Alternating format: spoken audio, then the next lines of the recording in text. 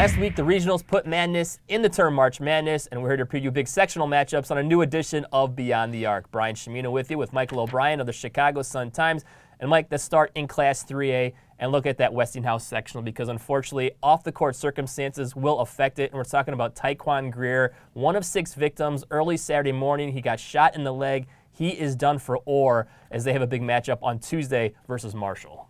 Yeah, I mean, it's a pretty unbelievable game. You've got Marshall, who Sean Harrington, their assistant coach, was shot and paralyzed a couple of weeks ago against Aurora, whose best player was shot and isn't playing. So it's going to be a pretty sad game overall. Both teams kind of reeling. Aura's still got enough talent to pull that one off, though. The other side of that section will be a rematch between 2 Catholic League squads. We're talking about St. Joseph's and Fenwick, as Fenwick knocked off St. Joseph's earlier in the year. Yeah, they've both knocked each other off.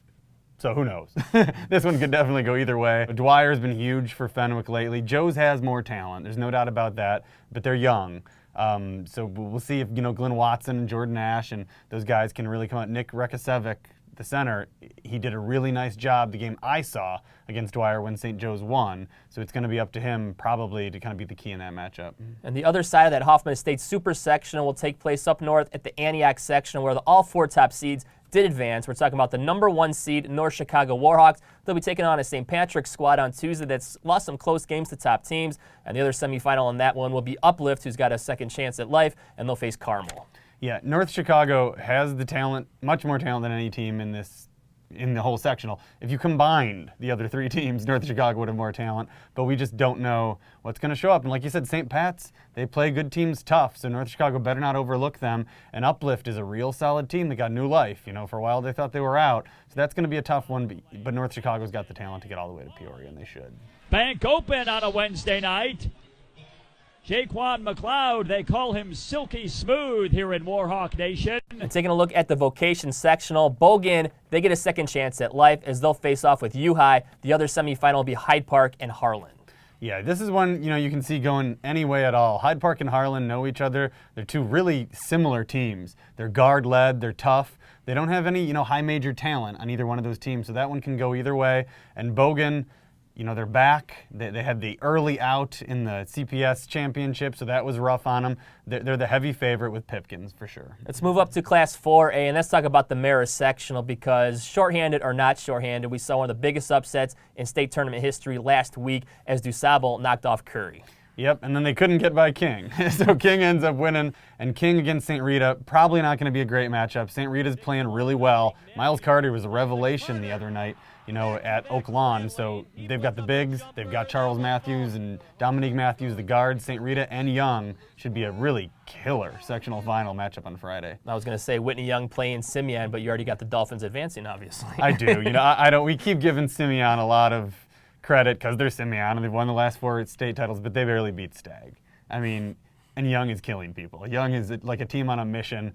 They're so businesslike in the playoffs. They've come out to win, so you have to like Young in that game. And the other side of that Super Sectional will be up at Maine South, and all those top 4 seeds did hold. Loyola, the number 1 seed, will be facing off with New Trier, who I was kind of surprised has over 20 wins. The other semifinal will be Maine South and an Evanston squad. Yeah, just like you got to worry about Simeon because they barely beat Stagg, what is going on with Loyola? I mean, I forgave them, the Catholic League tournament stuff, because that was weird. A lot of teams already played and losing again in games that really don't mean a whole lot. But Maine West? I mean, why are they struggling with Maine West? Even at Maine West, that makes no sense at all. Loyola is primed to be picked off by somebody. They might not even make it into that sectional final.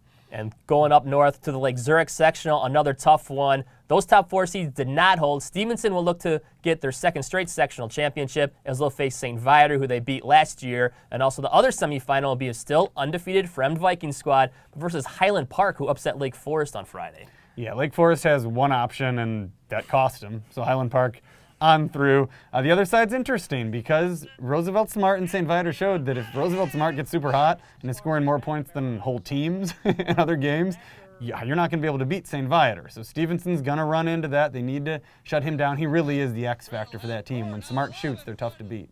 Let's take a look at the Thornton Sectional. You got a couple of rivalries in there. Marion Catholic versus Bloom Township, and you got Thornwood versus Homewood Flossmoor. Yeah, I mean, I really thought Thornton would be in this game. HF got their stuff together. Tayodiasi, UIC-bound big man, is a force, and they won that game. It was a big surprise. Now they're going to run into super hot shooting Thornwood. You got to like Thornwood to head in against Marian Catholic, and they're similar teams. You know, Thornwood doesn't have a ton of size.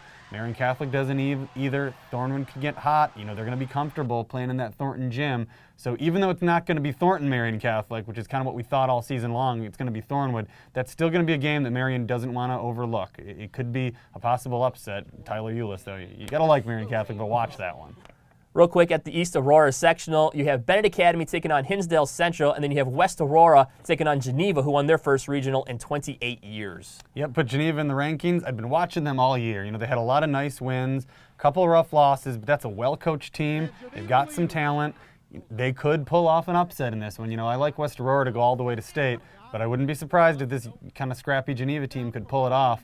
And on the other side, Bennett, Hinsdale Central, that's a great game. I strongly considered going to that one. They're two teams that are very similar, where they've got some shooters. Chase Hamilton, you know, for Hinsdale Central, Colin Pelletieri for Bennett. You know, Hinsdale Central with Matt Rafferty, Bennett with Sean O'Mara. You have to like O'Mara in that matchup, but Rafferty's got enough to kind of give him some trouble. That's going to be a fun one to watch and really one of the state's great gyms. So a lot of real big sectional matchups coming up this week throughout the Chicagoland area. If you can't get out to them, read about them right here on High School Cube News or watch live online at highschoolcube.com. That'll do it for this edition of Beyond the Arc. Tune in later next week for a state preview edition as Mike and I break down the Final Four in Class 3A and 4A on a new edition of Beyond the Arc.